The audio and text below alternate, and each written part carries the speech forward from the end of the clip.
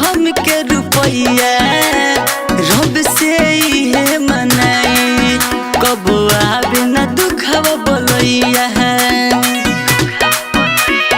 ए हो हमर भैया नहीं चाही हमके रुपैया रब से इहे मनाई कब आवे न दुखवा बोलैया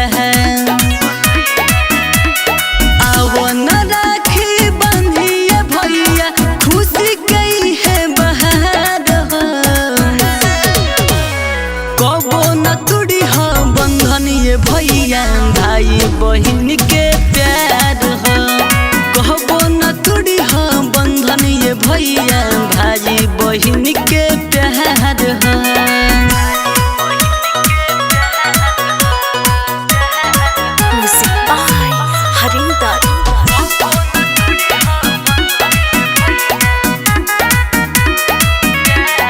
भाई बहन के रिश्ता ये भैया केहू न तोड़ पाई हो जबले हम जियबे ये भैया सुन न रही कलाई हो।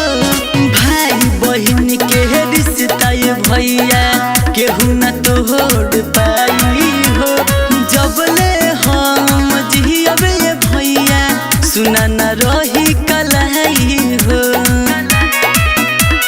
बांधिल राखी कोई के चंदन सोभे बहिला त्योहार हो कबो न तुड़ी हो बंधन ये भैया भाई बहन के प्यार हो कहबो न तुड़ी हो बंधन ये भैया भाई बहन के प्यार हो।